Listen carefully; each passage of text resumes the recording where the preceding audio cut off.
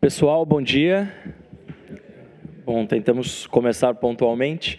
Eu sou o André Barrense, eu sou o Head aqui do Campus São Paulo e do Google for Entrepreneurs. De novo, um enorme prazer recebê-los aqui para mais uma edição do Campus Presents. Eu já nem sei qual edição é esse ano, mas a gente faz basicamente todos os meses e a gente foi extremamente privilegiado de ter speakers fantásticos esse ano. E não poderíamos deixar de fechar o ano com mais um speaker fabuloso. E eu já de antemão queria agradecer ao Stélio Toda, que é o COO do Mercado Livre. A gente vai falar mais um pouquinho sobre o Mercado Livre, sobre ele, mas que se disponibilizou a vir ao campus para um Campus Presents justamente na semana, talvez a mais importante do ano, que é a da Black Friday, né? Então, desde já eu agradeço a gentileza, porque tenho certeza que vocês também veem o valor de ter uma troca como essa que a gente vai ter nessa manhã. Então, o Mercado Livre, eu acredito que dispensa apresentações, né? Só para a gente fazer um warm-up aqui. Quem já comprou alguma coisa no Mercado Livre? Quem já vendeu alguma coisa no Mercado Livre? Bom, então, acho que o público conhece bem a plataforma, mas é certamente o e-commerce mais popular da América Latina, hoje presente em 19 países, estava conversando aqui com o Stélio, ele lidera a operação nesses 19 países, e mais do que isso, em 2007 foi a primeira empresa latino-americana, ou startup latino-americana, a fazer o seu IPO, a sua abertura de capital na Nasdaq. Então, hoje, o MELI, como é inclusive a sigla no stock market da Nasdaq, segue uma empresa de mercado aberto e muito próspera desde então. Imagino que muita coisa aconteceu, né, desde a fundação, a abertura de capital e até hoje. E acho que é um pouco sobre isso que a gente vai conversar com o Stélio, que já está há bons anos liderando a operação, primeiro do Mercado Livre aqui no Brasil e depois liderando essa operação global em todos os países onde o MELI está. Stélio, primeiro, bem-vindo. É um super prazer recebê-lo aqui. Obrigado, André. É um prazer estar aqui com vocês. Bom dia a todos. Obrigado aí pela preferência. A gente agradece. Estamos trabalhando todo dia para que os nossos usuários estejam muito satisfeitos com a plataforma. Eu estou no Mercado Livre há 18 anos, desde que a gente lançou o Mercado Livre aqui no Brasil, que foi 3 meses depois de lançar na Argentina. Então, conheço bem a história da empresa, não só, eu diria, da empresa, mas até do e-commerce no Brasil, né? Eu vi o e-commerce no Brasil se desenvolver ao longo desses anos, então tem bastante história para contar. Como você disse, tem também uma presença, né? O Mercado Livre tem essa presença em 19 países, eu tenho uma atribuição nesses outros países, então também posso comentar o que eu tenho visto em outros mercados também, se for de interesse do pessoal. Legal. Mas antes da gente começar a falar da trajetória do Mercado Livre, eu queria entender um pouco da sua trajetória, né? Que eu vi que, enfim, o Stélio, ele teve uma formação em engenharia, né? Já fora do Brasil, em Stanford, e como todo bom engenheiro, foi trabalhar no mercado financeiro durante bons anos também, né? Passando por grandes instituições. Eu queria entender talvez um pouco da sua trajetória e o processo de decisão para fazer essa mudança, né? Porque se alguém falasse que a internet era um bom negócio há 18 anos atrás, muito provavelmente as pessoas iam dar risada, né? 18 anos atrás é inclusive o momento que o próprio Google surgiu, né? O Google completou esse ano 19 anos. Naquela época, muito provavelmente não se via o potencial econômico real do que a gente vê da internet, né? E você vindo de uma trajetória do mercado financeiro, como é que foi esse processo de decisão para você, então, fazer uma mudança tão significativa de carreira? Legal, André. Minha pergunta é boa. Eu, sim, me formei em engenharia lá em Stanford. Tive uma passagem no Vale do Silício numa época anterior até ao mercado financeiro, mas voltei ao Brasil e até por falta de oportunidade naquele momento na engenharia, eu busquei, então, essa oportunidade, encontrei lá no mercado financeiro, onde eu estive durante alguns anos. Quando eu fui fazer o MBA, que foi no ano de 97, voltei lá para Stanford, ali vivia-se naquele momento o que se chamou de dot-com bubble, né? O crescimento das empresas de internet, o surgimento de várias empresas de internet. Eu estava em Stanford quando o Larry e Sergey estavam também, quando o Google começou ali no departamento de Computer Science da universidade. E então essa efervescência que existia, ela era palpável no ar. Curiosamente, do meu ponto de vista, o meu interesse era seguir com uma carreira financeira. Então, saí do MBA e fui trabalhar em Wall Street. No MBA eu conheci o Marcos Galperin, que era um colega de turma argentino, e ele, eu acho que contagiado por esse momento que nós vivíamos ali, pensou em uma empresa, na ideia de uma empresa, e se inspirou em algo que a gente viu acontecer também quando estávamos ali, que foi a abertura de capital do eBay. O eBay ele surgiu em 94, com outras empresas, como a Amazon também, e ele já em 98 se tornou uma empresa de capital aberto. Isso chamou a atenção do Marcos e ele saiu do MBA para fundar o Mercado Livre, logo na sequência, realmente, junto com um outro colega nosso, um outro argentino, o Hernan Casar, hoje responsável pelo fundo Kazek, né, o fundador da Kazek. E eu reencontrei o Marcos em Nova York, quando ele foi fazer uma rodada com investidores, pensando já no financiamento. E eu fiquei, assim, convencido, eu diria, né? Te vendeu o sonho. Ele não quis me vender o sonho, ele não estava com esse propósito, ele estava querendo levantar dinheiro para o Mercado Livre, mas eu fiquei convencido, a paixão com a qual ele falava do Mercado Livre, eu acho que é legal até falar sobre isso, né? A paixão é muito importante em qualquer empreendimento, e isso me convenceu. Eu larguei o sonho americano, larguei a carreira financeira, uma aposta naquele momento, uma aposta grande, como você disse. Eu me lembro que quando eu cheguei em casa dessa conversa com o Marcos e falei para minha esposa que a gente voltaria para o Brasil, ela pensou que eu estava louco, efetivamente. Curiosamente, a empresa na qual eu trabalhava, ela não era muito conhecida para quem não era do mercado financeiro, mas anos depois ela se tornou a Lehman Brothers, e eu fiquei, né, depois muito mais contente quando percebi que a decisão que eu tinha tomado, ela no tempo se provou a decisão correta. Naquele momento não era, naquele momento era uma grande aposta.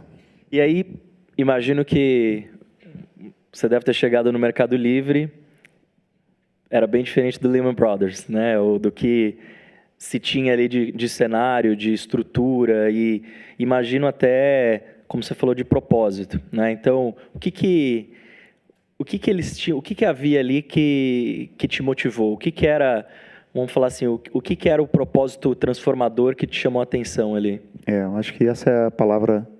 É uma palavra importante, uma palavra que a gente usa muito até hoje. Eu gosto muito de usá-la com o time, né? O propósito daquilo que a gente estava fazendo, e ele não mudou, né? Ao longo do tempo, ele continua o mesmo propósito. A gente enxergava o potencial de um canal novo, que era a internet, ainda naquele momento, com inspiração do eBay, como site de leilão, mas esse conceito de democratizar o comércio, né, que a rede ela permite a conexão de várias pessoas, ela de certa forma iguala as condições para todos, e isso foi para nós, acho que o que nos motivou é o propósito para a gente de ter lançado o Mercado Livre. É claro que ao longo do tempo isso foi se sofisticando, né? Depois desse site de leilão, a gente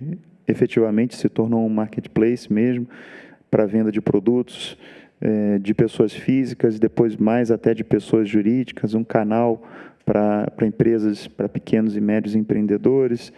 A gente estava falando aqui sobre a abertura da plataforma, como isso também permitiu que o negócio crescesse ainda mais e lançasse outros serviços. Enfim, mas uma visão e um propósito que existia desde o início.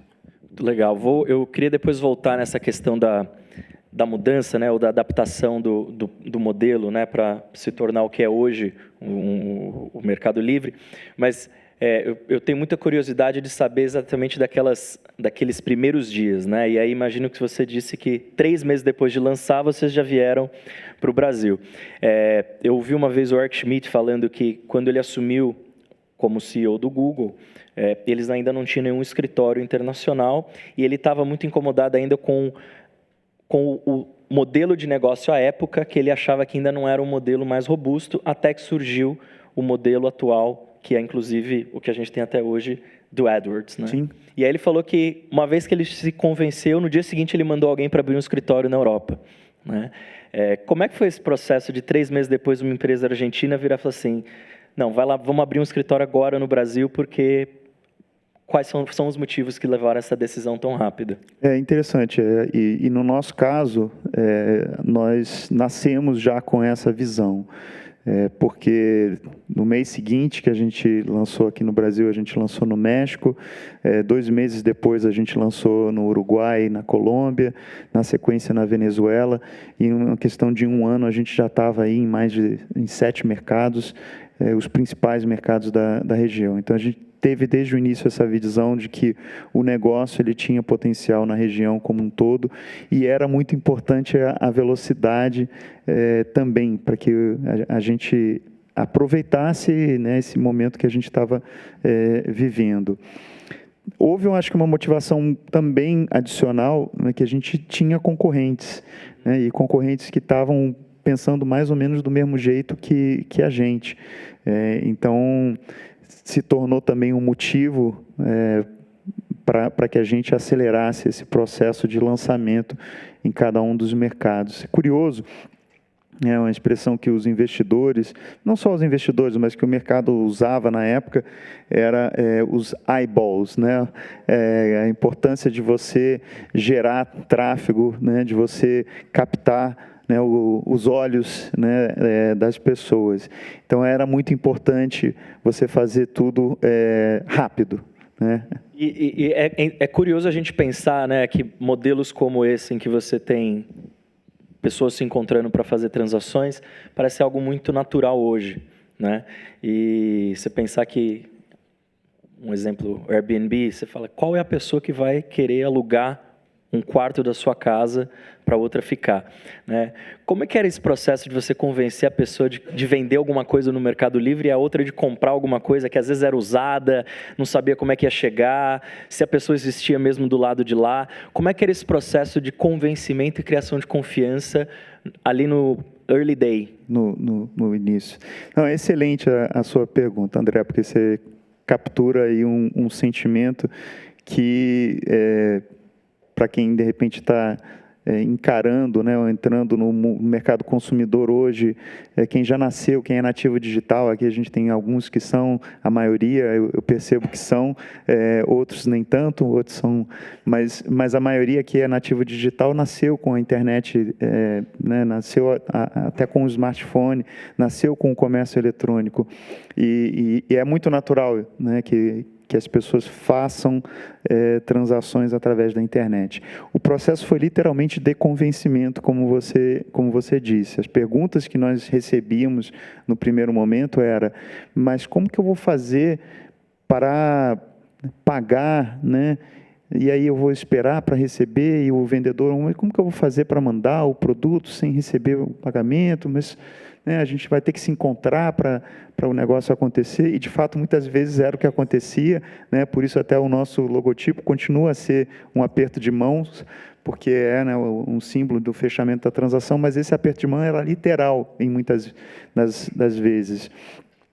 E aí, além disso tudo, né, de criar essa confiança, de permitir então que existisse oferta de um lado e demanda do outro, tinha uma questão adicional que também nos perguntavam, que era como que vocês vão ganhar dinheiro com esse negócio? Ah, tá muito legal, beleza, aqui o cara publica, o outro compra, né, eles se encontram, bacana, mas como é que eles vão pagar você, né?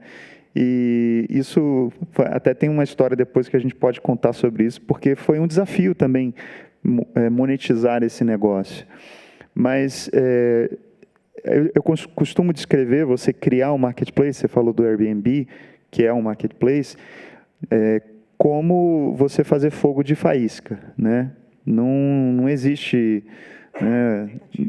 não é uma fórmula mágica ali que você... Não é você acender o fogão, né? Você fazer o fogo, mas do zero, do nada. Você tem pedra, você tem sol, você tem, né, folha, graveto, e dali você faz acontecer o marketplace. Foi exatamente isso o que aconteceu no nosso caso. E tentando já avançar, né, eu vejo que tem bastante pergunta falando desse início de carreira, início de trajetória, perdão, do Mercado Livre, botando um pouco para frente, né? Então, alguns anos depois, qual foi o momento que vocês sentiram que vocês estavam com o modelo correto e com a possibilidade de acelerar isso e, eventualmente, fazer o Mercado Livre se tornar uma grande empresa ao ponto de ambicionar uma abertura de capital em 2007? A empresa se tornou rentável em 2006. A gente imaginava, desde 99, quando lançamos, que gostaríamos de poder um dia abrir o capital da empresa. Só uma pergunta, vocês fizeram quantas rodadas de... Fizemos duas. Fizemos uma em 99, em dezembro de 99, a dinheiro da época, que foi da ordem de 7 milhões de dólares. Na época não se chamava de Series A, mas foi o que hoje se chama de um Series A. E havia investidores locais, argentinos ou todos? Não. Nenhum argentino se deu bem nessa? Alguns argentinos e alguns brasileiros foram angels. Né, entraram numa rodada anterior. Deram muito bem. A rodada, essa primeira rodada, então, institucional, o maior investidor foi o Chase Capital, na época. A gente teve também a Hicks Mills, que em algum momento, para quem é corintiano, talvez lembre que investiu no Corinthians, aqui no Brasil. Hoje o Fred Wilson, que é um investidor super conhecido da Union Ventures, na época ele tinha um outro fundo chamado Flatiron, e ele também foi investidor no Mercado Livre nessa primeira rodada. A segunda rodada aconteceu em maio de 2000.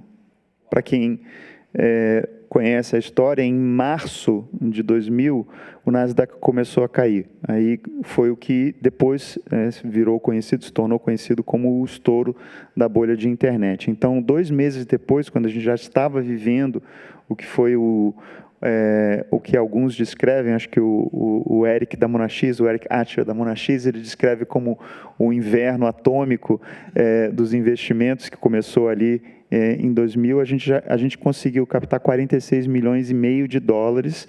Com esses recursos que a gente recebeu, os nossos investidores disseram: esse provavelmente é o último dinheiro que vocês vão conseguir até vocês tornarem a empresa viável. E, de fato, foi o que aconteceu. Dali a gente, quando abriu o capital em 2007, 7 anos depois, a gente levantou parte em primária, né, em oferta primária, mas vivemos então esses 7 anos. E foi nesses 7 anos que praticamente tudo aconteceu para a gente entender a viabilidade da empresa. A mudança do modelo de negócio se deu de uma forma até curiosa. Nós víamos que o leilão era uma experiência ruim para ambas as partes, quem vendia e quem comprava. Por quê? Porque rapidamente o produto chegava no preço que o vendedor queria vender, mas ele tinha que ficar esperando ainda um tempo até o leilão terminar. Então a gente criou uma funcionalidade e realmente nós criamos essa funcionalidade, que é a da compra imediata, que depois foi adotada pelo eBay como Buy It Now. Nós lançamos antes deles essa funcionalidade. E, curiosamente, as pessoas usando essa funcionalidade nos deram a direção para onde o negócio iria. Por quê? Porque os vendedores... O que era a compra imediata? Eu publico a 100, mas a 200 eu estou disposto... eu topo vender agora. Então, não era necessário esperar ainda mais, digamos, 5 dias até o leilão terminar. Quando chegava em 200, as partes ali combinavam a finalização do negócio. Os vendedores passaram a colocar o preço inicial igual ao preço de compra imediata. Em outras palavras, era uma venda a preço fixo, porque não havia leilão. Publicava e a transação acontecia. E aí depois a gente viu que isso passou realmente a tomar uma proporção grande, as pessoas usando aquilo mais do que o leilão propriamente dito. Até o ponto que mais na frente nós abolimos a compra imediata e fomos ou para a venda a preço fixo ou para o leilão. E hoje o leilão ainda existe, mas ninguém usa, ele é pouquíssimo expressivo, ele funciona para produtos raros, mas não é como o comércio eletrônico acontece. Então, foi ali que a gente também viu o negócio decolar. Algo interessante que aconteceu foi que o eBay se tornou acionista do Mercado Livre em 2001, e aí a gente passou a ter uma interação com eles, uma troca de informações, e algo que eles de cara viram quando olharam para os nossos números era que o nosso custo de aquisição de usuário era baixíssimo. Eles comparavam com a Europa, comparavam com os Estados Unidos, também já estavam começando na Ásia, na China, e eles olhavam, assim, qualquer investimento que vocês fizerem aqui vai se pagar. Então, eles nos incentivaram muito a investir, e de fato foi para a gente um conselho muito bom, porque a gente não se preocupou naquele momento em tornar a empresa rentável no curto prazo, mas sim em investir para o crescimento. A tal ponto que a gente começou a comprar AdWords antes de vocês terem um escritório aqui no Brasil. A gente foi lá em Mountain View e já éramos clientes desde 2002. Que legal. Você falou da entrada do eBay, né, nessa história, porque eu tenho duas perguntas. Uma, quando vocês começaram, vocês imaginavam que uma venda para o eBay era uma saída potencial? E segundo, eles se tornaram sócios, mas não adquiriram 100% da empresa, né, que inclusive levou à abertura de capital depois.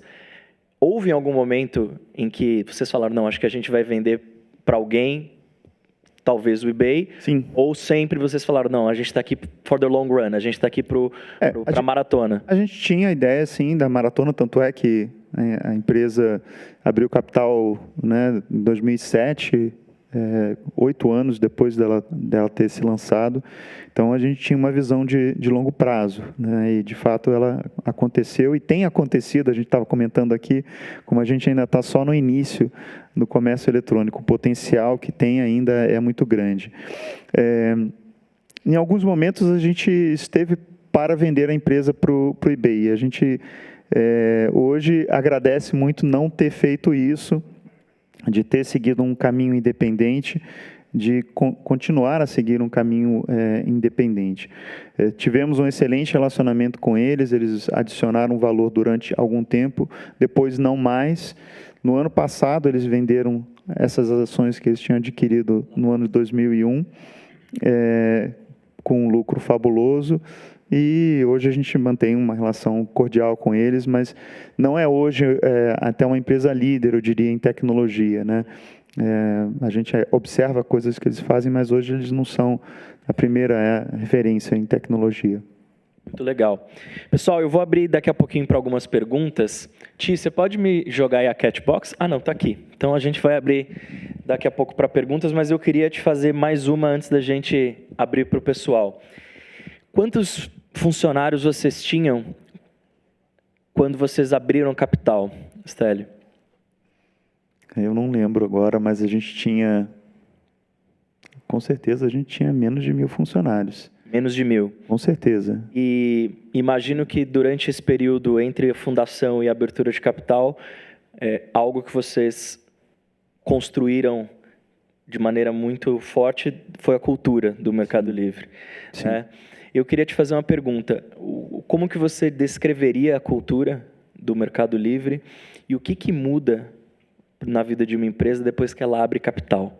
Quanto isso impacta ou não aquelas bases nas quais você construiu uma empresa que, a princípio, tem investidores, tem acionistas, mas não na quantidade que você adquire quando você abre capital. A questão da cultura, para a gente, ela é a chave, acho que para tudo que a gente faz. Naquele primeiro momento, eu falei 1.000, mas a gente tinha bem menos de 1.000, tá? É que eu assim, perco a noção do tempo. O escritório que a gente tinha no Brasil, na época, tinha menos de 100 pessoas. Tinha área de atendimento, então tinha um pouquinho mais. Mas vamos dizer que tinha por volta de 150 pessoas, no máximo 200 pessoas no Brasil naquele momento. Então, a gente vivia a cultura, né? Eu acho que isso é interessante. Ontem, eu fiz o processo de onboarding de uma trainee, né? De uma pessoa que está entrando no Mercado Livre já com uma carreira assim, visando crescer e eventualmente ter um cargo de gestão lá dentro. E ela entrou na semana passada. E ela me disse o seguinte: você é a terceira pessoa com quem eu converso que faz menção aos princípios culturais da empresa. Eu já trabalhei em outras empresas, multinacionais e tudo mais, onde, né, no processo de entrada na empresa, alguém de RH apresentou os princípios culturais, mas um negócio que ficou ali, se você perguntar para forma, se você perguntar para as pessoas, né, os princípios culturais, elas nem vão saber quais eles são. E aqui não, aqui eu vejo que vocês estão vivendo os princípios. Então, isso foi legal de escutar, porque é exatamente isso que a gente busca. A cultura é uma cultura essencialmente empreendedora, e ela é empreendedora até hoje. Aliás, um dos princípios que a gente fala é que a gente empreende tomando riscos, né? E isso, desde sempre, tem sido o norte para aquilo que a gente faz. Inclusive, contratar pessoas, né? Eu costumo, quando eu entrevisto as pessoas, perguntar e tentar aferir, né, essa propensão a risco ou conforto com a incerteza que a gente vive no nosso negócio, né? Ao ser um negócio de tecnologia, ao estar num ambiente extremamente dinâmico. Não é para todo mundo, né? E é legal a gente ter as expectativas claras desde o início. Então, eu procuro, né, aferir isso, como eu disse, para que as pessoas entendam no que elas estão se metendo, né? E a gente também, que a gente quer contratar gente que consiga lidar com esse nível de incerteza que existe no negócio. Eu diria que essa, para mim, é a característica principal. Tem outro princípio também que a gente fala, são 6 ao todo, mas um outro que eu gosto muito também, que é que a gente está em beta contínuo. E aí, beta na linguagem, né, de tecnologias, vocês sabem, esse sentido de que o nosso produto, né, a empresa não está acabada, a gente está em constante renovação, inovação, está relacionado com o conceito de empreender, mas é o sentido de que a gente, o negócio não acabou, a gente falava pouco, né, a sensação de que a gente está só no início do nosso negócio, que também é uma frase que eu repito praticamente todos os dias lá dentro, a gente está só começando, a sensação é essa. Então, esses para mim são 2 dos principais, a gente pode até abordar outros, mas esses dão o norte daquilo que a gente, da cultura que a gente vivia há 18 anos atrás e vive hoje, né? É claro que com um negócio muito maior do que com mais gente, hoje é preciso reforçar isso constantemente, né? É algo que, por isso eu até falo sobre isso tanto, porque senão né, a gente contrata gente de fora, muitas vezes não se adapta no primeiro momento, ou vem com uma noção diferente. Então, é preciso, sim, viver essa cultura ainda hoje. Muito bom. Pessoal, vamos abrir para perguntas.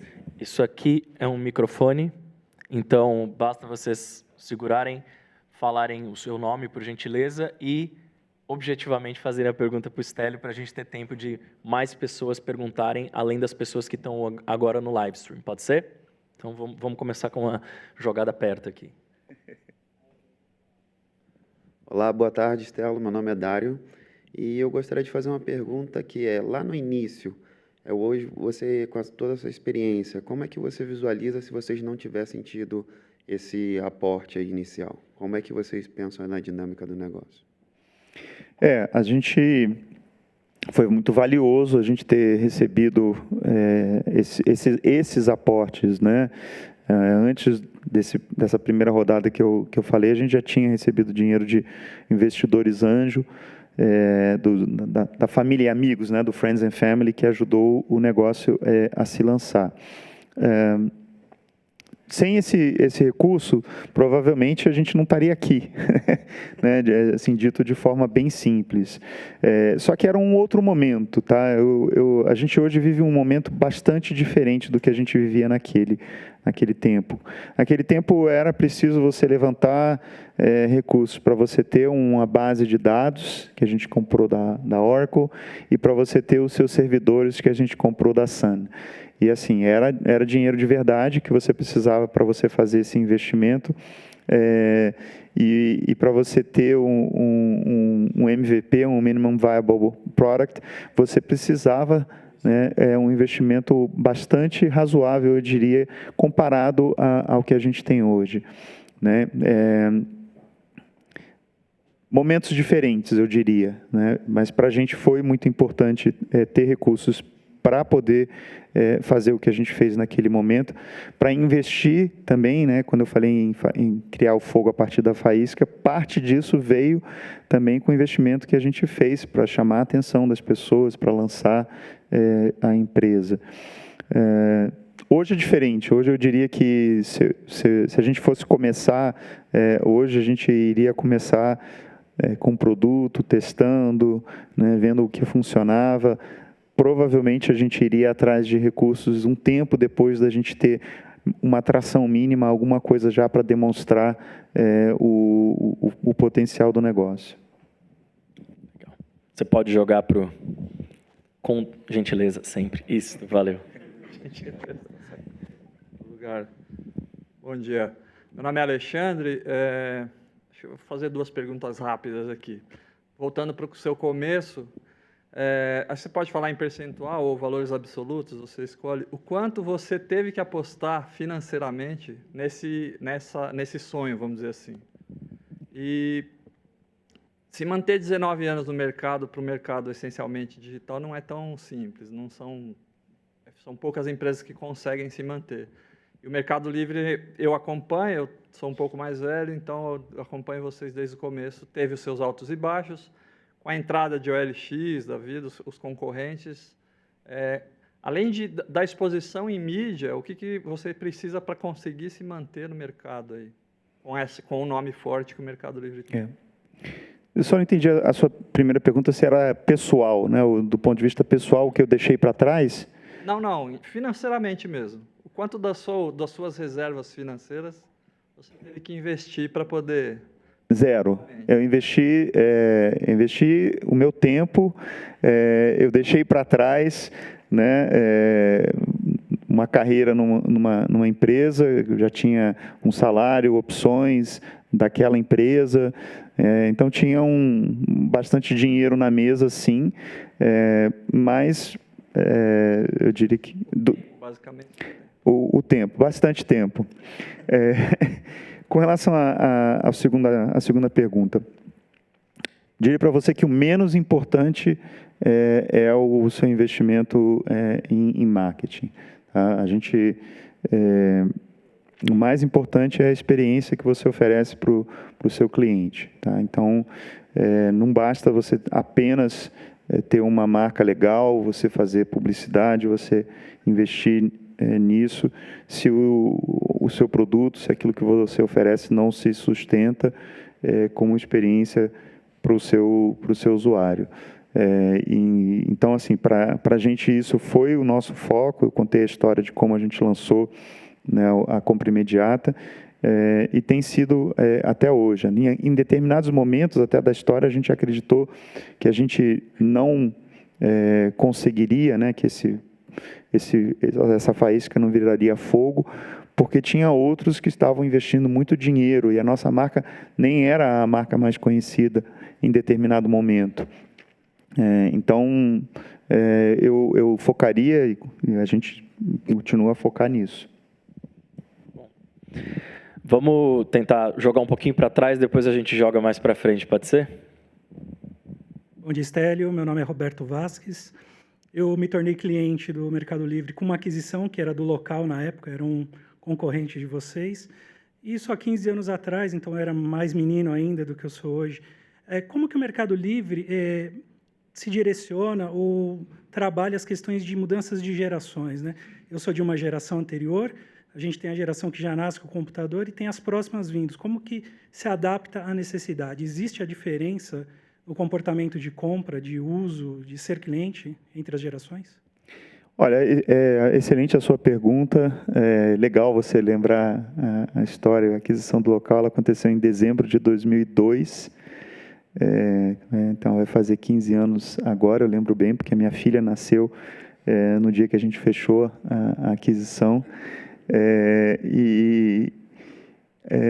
Eu diria para você o seguinte, você mesmo já mudou muito nesses 15 anos, né? Apesar de você ter entrado na internet lá atrás, você não usava ela no celular naquele momento. Talvez você tivesse um celular, né, na época muito básico, ou nem tivesse ainda, porque estava ainda, né, em franca expansão de linhas de celulares. Então, assim, mais importante, eu diria, a gente se adaptar à mudança dos tempos, né, ao Zeitgeist, né, que a gente falava aqui também, ao espírito do tempo. E ele é muito dinâmico nesse mundo de tecnologia. É claro que a gente ouvia muito isso, e por incrível que pareça, a gente ainda ouve isso, né, mas comprar pela internet, né? Será que esse negócio vai dar certo? Botar o número do meu cartão de crédito? A gente ouve isso ainda hoje, mas, graças a Deus, muito menos do que a gente ouvia no início.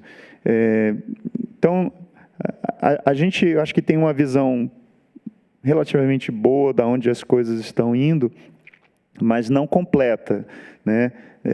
Então, a gente, por um lado, precisa atender à necessidade real, palpável do que é hoje, o momento atual, e a gente tem que manter um olho também lá na frente para tentar entender para onde a coisa está indo. Por exemplo, há 2 anos atrás, se falou, né, e aí uma outra empresa, Azulzinha, que o mundo iria ser dos chatbots, né? Então, tinha lá o modelo chinês do WeChat, que, né, é tremendo, é algo que a gente até, aqui no Ocidente, a gente não consegue entender, que praticamente tudo acontece dentro desse WeChat, e o Facebook quis copiar isso, lançando o Messenger e os chatbots dentro do Messenger. Em determinado momento, se achou que o mundo inteiro seria isso e que todas as empresas teriam que convergir para isso. A gente manteve uma cautela de entender como isso funcionava, fez lá um MVP para se integrar com isso. Se eventualmente você e todo mundo passasse a usar o chatbot, a gente teria isso, e hoje talvez a interface que a gente estivesse usando seria essa. Então, assim, mais do que as gerações em si, eu diria para você que é isso, é você manter um olho no presente e outro no futuro.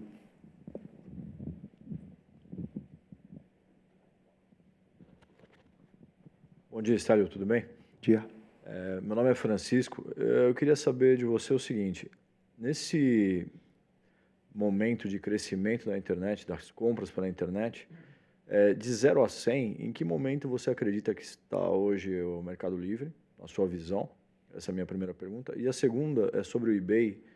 Você falou que hoje, tanto o eBay quanto o Mercado Livre tem 2 modalidades de vendas, que é através do leilão e através do preço fixo. Porém, o eBay ele tem um sistema onde, mesmo através da compra, da venda pelo preço fixo, ele te manda algumas mensagens de clientes que fazem ofertas menores ao valor que você... Eu queria saber o que você acha disso e se o Mercado Livre vai aderir a isso. A gente testou esse feature aí, nessa funcionalidade lá atrás, mas, sinceramente, o leilão ele é muito pouco expressivo, pelo menos para aquilo que a gente ambiciona, que é o comércio eletrônico como um todo, e mais até do que só o comércio eletrônico. A gente não falou nada sobre Mercado Pago aqui, mas a gente tem um outro negócio que é maior potencialmente do que é o negócio de comércio eletrônico, que é o negócio de pagamentos. Então, assim, com toda sinceridade, hoje o negócio de leilão ele existe, mas ele é realmente pouco expressivo. A gente acompanhou, no caso do eBay, talvez a maldição do sucesso, né? O leilão ele tinha sido tão bem sucedido para o eBay em determinado momento que ele não soube fazer o movimento no tempo certo na direção do preço fixo. Hoje, a maioria do que se vende no eBay é a preço fixo, mas eles demoraram muito de entender para onde o mercado, né, esse olho no futuro que a gente estava falando. Então, só para te dizer que a gente, né, é para esse lado que a gente está indo. A primeira parte da sua pergunta eu acabei... Aonde a gente está, né? A gente está bem no início ainda. Eu diria para você que a gente está, talvez, em 10 de 100. Né? A gente olha para o comércio eletrônico no Brasil e ele é 4% do varejo. Não que ele vá ser 100% em algum momento, mas na China ele já é 20%. E a gente viveu o momento em que a penetração do comércio eletrônico na China era igual à do Brasil. A gente viu isso acontecer. E a gente viu a China decolar, por incrível que pareça, né, muito relacionado ao assunto de mobile que a gente falava aqui também, né, um movimento que a gente viu acontecer na China de forma vertiginosa. O comércio eletrônico ainda tem muito por se desenvolver em termos de... A gente tem conversas diárias com grandes grupos, com grandes marcas que não têm ainda uma estratégia clara para o comércio eletrônico, que não sabem como vender online, que não estão vendendo online. Isso em 2017. Então, assim, só para dar a dimensão de que ainda tem muito produto que você compra na loja que você ainda não compra online. E não tem nenhum motivo pelo qual você não possa comprar tudo que você compra no mundo físico, no mundo online, e mais, se você imaginar que tem os bens digitais que no mundo físico eles não existem. Então, o volume potencial ainda é gigantesco. Deixa eu pegar uma carona num comentário que você fez sobre o Mercado Pago, né? Que ele é um outro produto que existe dentro da plataforma ou como parte da plataforma do Mercado Livre. Eu queria entender um pouco como que é esse processo de desenvolvimento de novos produtos. Se vocês estão antenados com o que outras startups, empresas estão fazendo e têm apetite, inclusive, de aquisição, ou se vocês preferem fazer um modelo de desenvolvimento interno usando o seu próprio conhecimento do que acontece na plataforma. Como é que vocês fazem isso para pensar novos produtos como o Mercado Pago, Stélio? Não é um único caminho, a gente faz as duas coisas. A gente adquire empresas, quase sempre quando a gente adquire a empresa é porque tem tecnologia que a gente gosta muito ou uma equipe também tecnológica que teria complementariedade com a nossa equipe. A gente faz muita coisa dentro de casa, bastante coisa, a gente realmente se entende como empresa de tecnologia, mas a gente está antenado, está olhando para o que está acontecendo no mercado. O que a gente tem também de interessante, até para incubar novas ideias dentro de casa, é um poder de distribuição muito grande. Então, isso é muito bacana. Eu dou um exemplo, que é até dentro do Mercado Pago. Começou esse ano, começou na Argentina, depois no Brasil e agora já está no México também, que é o empréstimo aos nossos vendedores. A gente via muito potencial nesse negócio. A gente tem centenas de milhares de vendedores que são pessoas jurídicas, que são frequentes, e a gente tem ali o histórico deles de vender através do Mercado Livre, e mais do que isso, de receber o pagamento através do Mercado Pago. Então, a gente tem o fluxo, a gente enxerga o fluxo daquilo que eles vendem, e isso permitiu... Hoje você tem startups que estão fazendo isso, que estão olhando assim, bom, como que eu tenho um negócio aqui de emprestar dinheiro para pequenas e médias empresas. Tem várias empresas tentando fazer isso. A gente está fazendo isso dentro de casa, e aí a gente tem algumas vantagens. Uma é essa que eu já descrevi, que a gente enxerga todo esse fluxo, nos permite fazer um scoring desses vendedores, fazer uma oferta de crédito que é competitiva, baseada nessa informação que a gente tem a respeito deles, e a gente oferece esse crédito com 2 cliques, porque ele já está ali dentro e é na conta dele do Mercado Pago. Em 2 cliques ele contrata esse empréstimo, ele é um empréstimo voltado para o capital de giro, para ele comprar produto que ele pode revender aqui conosco ou em outro canal dele. Então, assim, esse poder de distribuição que a gente tem é muito grande e ajuda a gente a incubar muita coisa, como é esse exemplo. Você saberia dizer exatamente quantas aquisições o Mercado Livre fez de empresas de tecnologia? Olha, ela é da ordem de 20 ao longo do tempo, né? 20, talvez um pouco mais, mas dessa ordem de grandeza. Legal. Oi, bom dia. Você pode falar um pouquinho mais próximo? Bom dia. Eu assisti algumas outras palestras a respeito desse assunto, e o pessoal fala muito das tendências para o futuro dos marketplaces, né? E uma das coisas que eles colocam é a distribuição logística. E como uma possível tendência em que o marketplace, além de oferecer a plataforma, pode também contribuir para a distribuição dos produtos. Você vê algum sentido nessa ideia ou tem algum projeto? Eu concordo plenamente com essa ideia. Até eu iria um nível só um pouco acima dessa ideia, porque o que ela demonstra é que os marketplaces, mais do que apenas conectar a oferta com a demanda, eles têm valor, no meu entender, quando eles agregam serviços a essa conexão, né? É claro que o ponto de partida é a faísca virar fogo, tá? O marketplace ele tem muito valor quando ele consegue fazer essas conexões, ele gera liquidez, ele gera transações, né? O Uber, quando chegou em São Paulo, não tinha a rede, tinha alguns outros menores tentando fazer, 99 também, quando chegou, era pequeno, mas ele teve um desafio aqui, que era como fazer essa rede funcionar. Se ele não gerasse corridas para os taxistas, para os motoristas, ou você como usuário não tivesse um carro disponível facilmente, rapidamente, o negócio não iria para frente. Então, esse é o básico de qualquer marketplace. No caso de marketplace de transações, de produtos, a questão logística ela é extremamente importante, tá? Então, a nossa visão é diferente, né? A OLX foi citada aqui. A OLX é um Mercado Livre em 99, né? Com uma visão de aproximar as partes, sem nenhum desmerecimento, tá? Eu acho que eles fizeram algo extremamente desafiador, que foi criar esse fogo a partir da faísca também.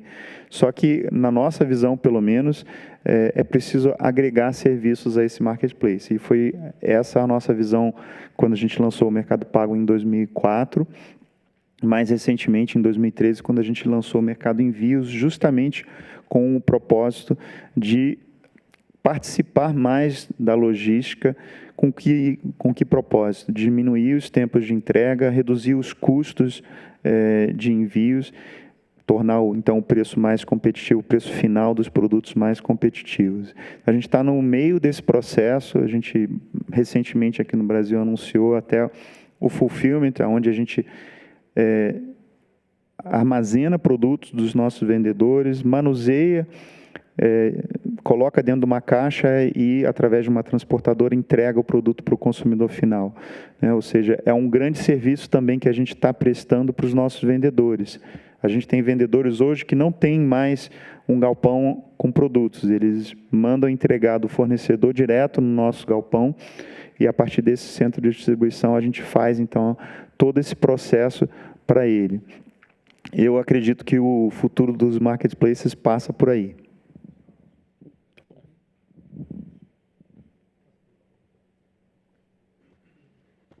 Bom dia, meu nome é Wendel. Você já comentou um pouco sobre o fato do próprio Mercado Livre estar tendo que se reinventar, estar sempre em estágio beta. Eu gostaria de saber se você tem algum spoiler aí para dar para a gente. Já falou um pouco agora. Quais são as expectativas do Mercado Livre de inovação para o ano de 2018 e para os anos que estão a vir? Tem algum projeto rolando, algo aí que dê para a gente saber? Assim, o que eu posso falar, até não posso falar nada que a gente já não esteja falando, né? A gente é uma empresa pública, então tem que tomar cuidado também com relação a isso. Mas eu já fiz alusão àquilo que para a gente é importante, é onde a gente está apostando muito os nossos esforços, que é a questão de pagamentos, mas mais do que só pagamentos, tá? A gente enxerga, a gente falou aqui de empréstimo, está relacionado com pagamentos.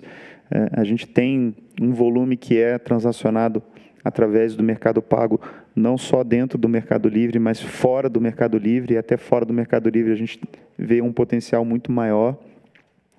Hoje, com o aplicativo do Mercado Pago, você consegue pagar um boleto bancário com o saldo que você tem na conta do Mercado Pago, você consegue transferir dinheiro para outra pessoa que tenha conta no Mercado Pago, qualquer um aqui que tiver conta. Você consegue recarregar o seu celular, se ele for pré-pago. Você consegue pagar em locais que aceitam um Mercado Pago, locais físicos, né? E hoje a gente também está trabalhando cada vez mais para distribuir essa nossa rede em pontos físicos, né? A gente falou que 96% do comércio, do varejo não acontece online, então a presença física ela é muito relevante.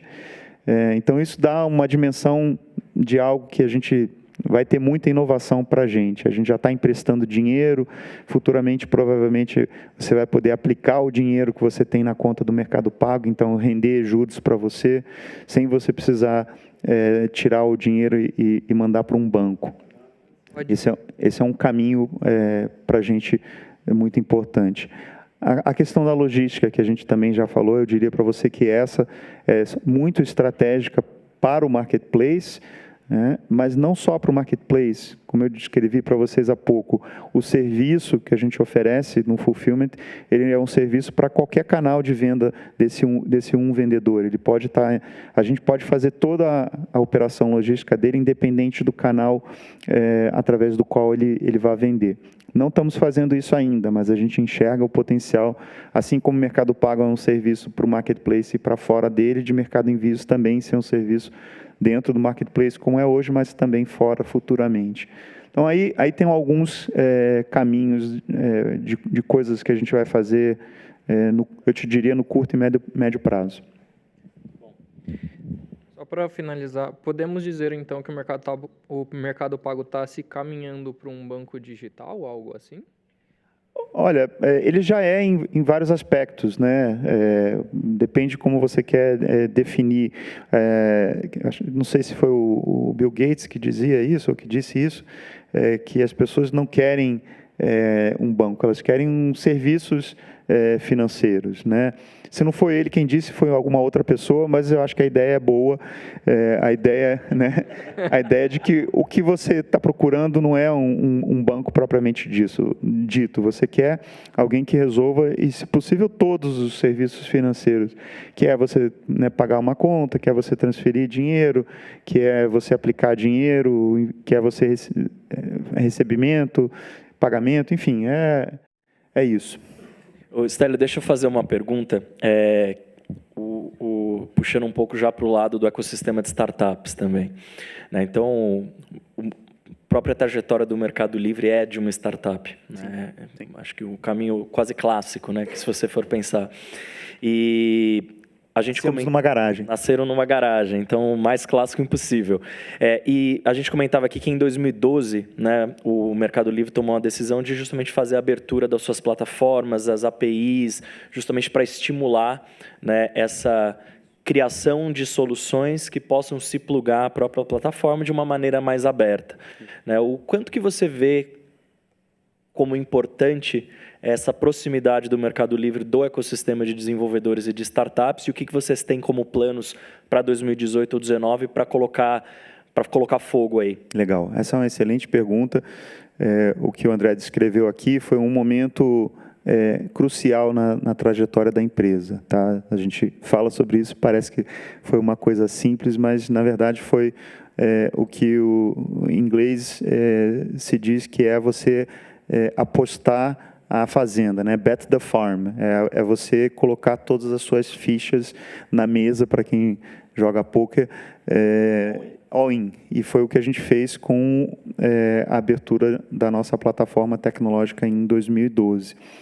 Quer dizer, ela se tornou aberta em 2012, mas houve um trabalho de 2 anos anterior a esse para a gente mudar toda a arquitetura tecnológica da empresa. Para vocês terem uma ideia, a gente usava a tecnologia ainda que a gente tinha adotado lá atrás, então isso 12 anos depois, 10 anos depois, né, vamos dizer, porque quando o processo em si começou, tudo era desenvolvido dentro de casa, a ponto até que do nosso CRM ter sido feito por nós mesmos. E aí, quando o site caía, o CRM também caía, então as pessoas não tinham nem como entrar em contato com a gente, para ter uma ideia do que era, também numa linguagem que o programador conhece, o Spaghetti Code, né? Era tudo ali dentro do mesmo banco de dados, era realmente E aí a gente precisou abrir essa arquitetura. A importância do ecossistema de desenvolvedores é enorme para a gente, né? O que a gente vê é que tem muita coisa que a gente não consegue fazer dentro de casa, e a gente tem, sim, essa distribuição, esse canal, que é um canal com acesso a muita gente, e é possível, né, ideias inovadoras surgirem que se conectam com essa plataforma e aproveitam essa plataforma. A gente já fez investimentos, a gente já adquiriu empresas que começaram empreendendo ali dentro do nosso canal, da nossa plataforma. A gente tem um fundo de investimento que faz investimentos também para acelerar essas empresas. E, independente disso, outros surgiram e se aproveitaram disso, nas quais a gente não fez nenhum investimento. Mas, mais do que isso, do que investimento, eu acho que é a troca de ideias, é a capacidade de fazer coisas, essa ideia de ecossistema mesmo, né, que é algo que ninguém controla, né, algo que tem vida própria. Jonas. Bom dia, tudo bom? Primeiro, obrigado por compartilhar um pouquinho aí a história, super bacana. E a minha dúvida é no seguinte, acho que é uma característica bem difícil de se observar nas empresas e que eu acho que vocês trazem muito isso. As pessoas que fundaram a empresa geralmente são diferentes das que escalam, que geralmente é diferente da que fazem o IPO e que continuam. E você está aí desde a garagem, né? Como é que foi isso para você? Como é que foi essa mudança de mindset, à medida que os problemas também foram mudando e ainda assim você, por exemplo, foi capaz de se manter relevante e ainda trazendo valor para a empresa? Olha, eu diria, e está relacionado com a questão da cultura que a gente já falou, isso para a gente também é eu diria, um diferencial, né? Então, a gente tem hoje o CEO, que é o Marcos Galperin, ele é o CEO desde que a empresa nasceu, CEO e fundador da empresa.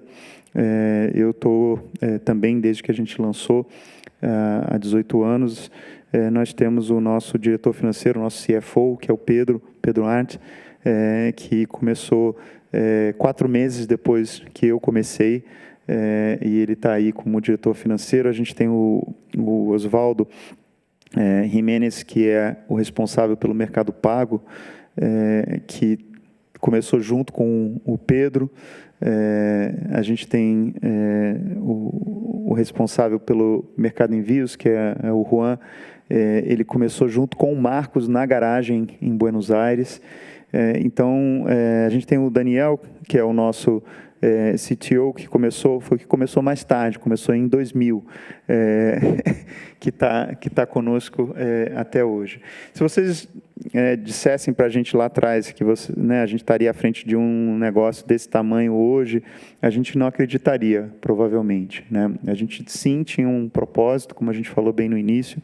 e isso ainda é válido, uma paixão pelo aquilo que a gente está fazendo, mas nós precisamos, cada um de nós teve que se adaptar às mudanças que foram acontecendo, que você descreveu muito bem, né? Muitas vezes, em outras empresas, não são as mesmas pessoas que conseguem fazer todas essas transições que você mencionou. A gente tem conseguido fazer isso, mas isso exigiu de cada um aprendizado, né? Descobrir coisas que a gente não sabia que a gente era capaz de fazer, então ser desafiado constantemente. Quando a gente imagina para frente, a gente imagina que a gente ainda tem muito desafio. A gente falou sobre logística, por exemplo, a gente não tinha nenhuma noção de logística quando a gente começou, e aí a gente precisou ir falar com quem sabia sobre isso, né, e trazer esse conhecimento para dentro de casa. Então, assim, muita coisa ainda que a gente quer fazer, a gente precisa ter a disposição de aprender, a motivação para aprender, eu diria que a humildade também para aprender. Bom dia, tudo bom? Sou um membro bem ativo aqui no campus, né? Queria te fazer uma pergunta, me chamo Alex, tá? Relacionado, não sei se você já chegou a falar, mas relacionado à questão de microcrédito, né? Serviços financeiros, até foi uma pergunta anterior. Mas eu não sei se, não estou usando agora ultimamente Mercado Livre, né? Eu não sei como é que está atualmente ou como está projetado, a questão de microcrédito, tanto para os vendedores, né? Que já são pessoas jurídicas do Mercado Livre, ceder, se o mercado, no caso, seria o Mercado Pago, né? Se vocês pensam em ceder esse microcrédito para essas pessoas, esses vendedores, no caso, e também, no caso, para os próprios clientes, né? Consumidor. Eu falei aqui sobre crédito para vendedores, mas a gente também já está oferecendo crédito para o consumidor. Ainda não no Brasil, a gente tem um cartão de crédito que é um formato através do qual a gente está oferecendo esse crédito para os consumidores, mas a gente também já está desenvolvendo a ideia de oferecer o crédito sem ser através de um cartão propriamente dito, né? Quando a gente fala até sobre um olho no futuro, eu aposto com vocês que o plástico não vai existir daqui a algum tempo na vida de vocês. Não tem motivo pelo qual a gente tem que carregar plástico futuramente, tá? Isso aí está fadado a acabar. Não sei quando, mas ele está fadado a acabar. O microcrédito, então, assim, existe demanda de crédito de vendedores, existe demanda de crédito de consumidores. O Mercado Livre, ele oferece parte disso, mas ele não vai ter a capacidade de oferecer todo esse crédito. Então, faz todo sentido a gente disponibilizar os nossos canais para que outros também possam fazê-lo, né? Desde instituições financeiras ou até indivíduos, né? A ideia de você ter um lending marketplace, um marketplace de empréstimos, é uma ideia que a gente gosta e a gente acredita que ela faz sentido. A gente acompanhou durante muito tempo também o que aconteceu em outros mercados. Em determinado momento, até se imaginava que esse negócio pudesse crescer muito de forma capilar. Não foi o que aconteceu, acabou existindo uma concentração. Então, se você olha para os lending marketplaces, a maioria de quem está emprestando são instituições e não indivíduos.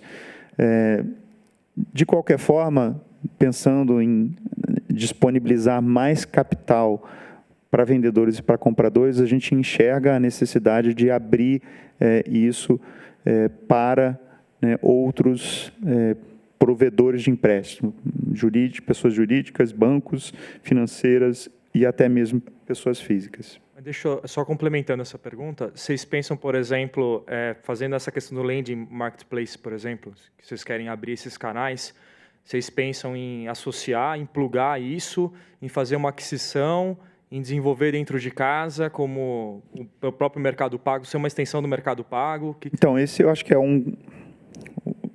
uma área onde faz sentido a gente ter APIs e disponibilizar o canal para partes interessadas, né? E aí a gente É claro que existe um trabalho nosso também de incentivar isso. Então, né, de falar, por exemplo, com uma comunidade de desenvolvedores interessada, ou falar com instituições financeiras para que elas entendam que elas vão poder se plugar nessa rede. Mas acho que o ponto que eu quis fazer é que a gente não tem capacidade de gerar o capital, não tem o suficiente para a demanda que eu acredito que existe.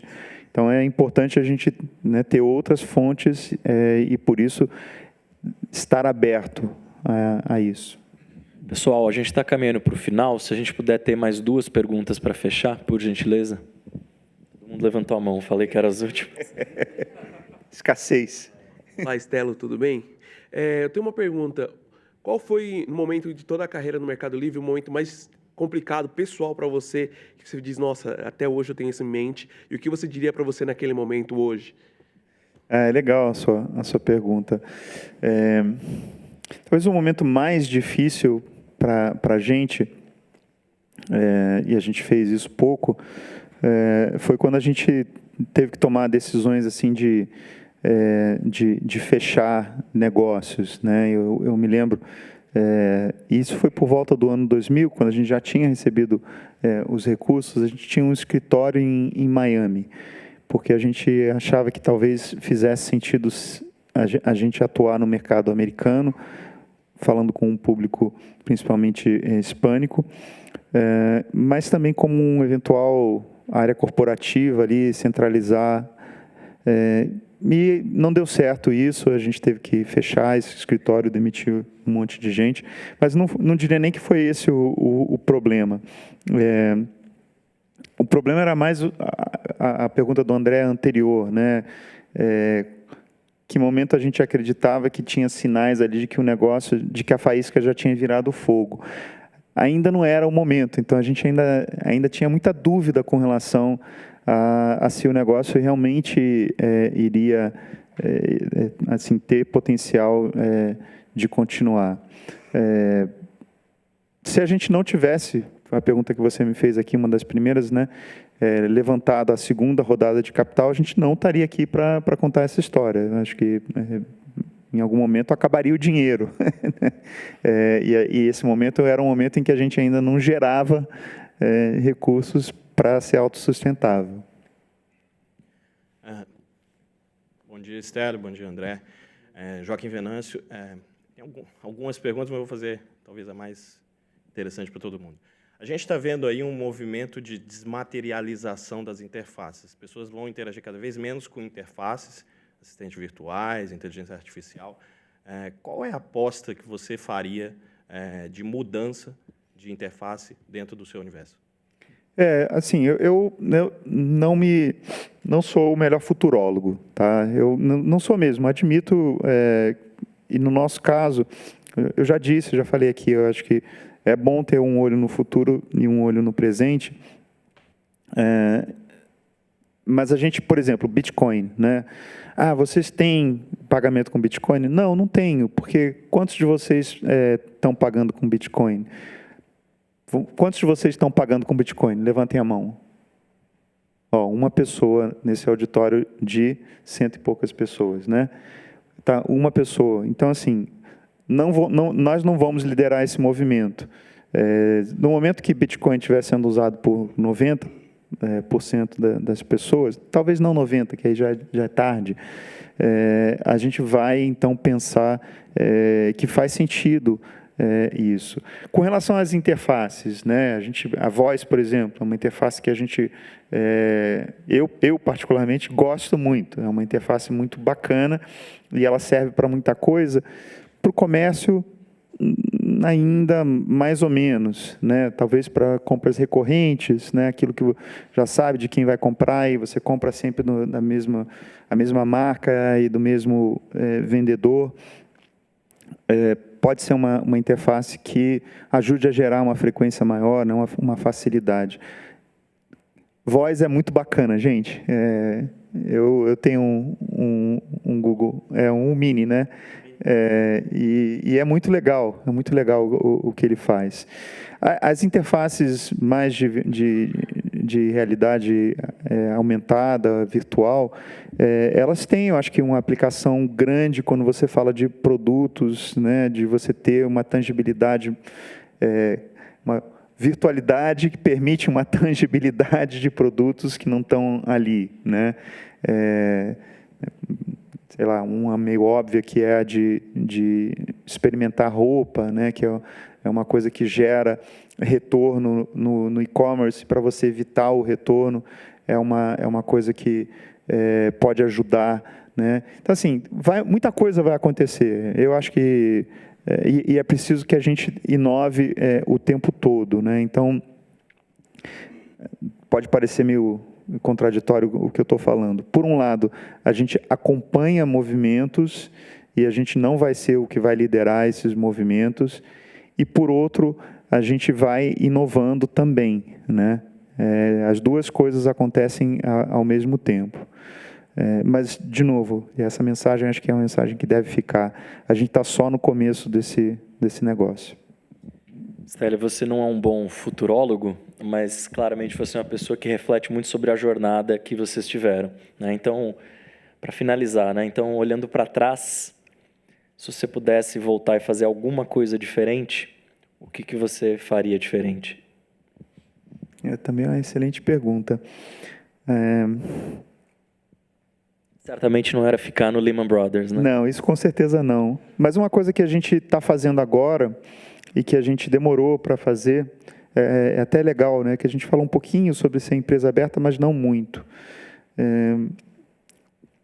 Há 2 trimestres atrás, nós decidimos fazer uma aposta grande no frete grátis aqui no Brasil. A gente tinha começado no ano passado no México e a gente viu excelentes resultados e a gente resolveu que deveríamos fazer aqui também. Depois de fazer aqui, a gente começou a fazer também no Chile e na Colômbia. Assim, o mercado, né, recebeu isso quando viu os resultados financeiros mal, né? E por quê? Porque a nossa rentabilidade caiu, o negócio se tornou menos rentável. Mas o que eles não entenderam é que a gente passou a crescer muito mais rápido do que a gente estava crescendo. Então, assim como eu mencionei aqui, o eBay, lá em 2002, nos disse, o custo de aquisição que vocês têm é muito baixo, vocês têm que investir mais. Há 2 trimestres atrás, a gente tomou uma decisão de investir mais e hoje o nosso negócio está crescendo aqui no Brasil a 63%, foi o que a gente anunciou no 3º trimestre, na comparação anual, né? Isso com o tamanho que a gente já tem, né? Então, talvez isso, a gente acreditar mais no potencial do negócio e investir mais, não estar tão preocupado com a rentabilidade. A gente quer que a empresa continue a ser uma empresa lucrativa, que ela continue a gerar caixa, é importante para os planos futuros da empresa isso, mas hoje a gente vive um momento em que a gente precisa crescer e crescer muito. Muito bom. Stélio, eu queria agradecer a sua generosidade de estar aqui com a gente nessa manhã.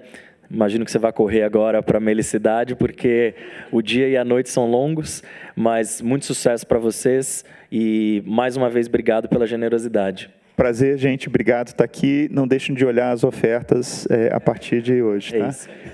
Quem quiser rever...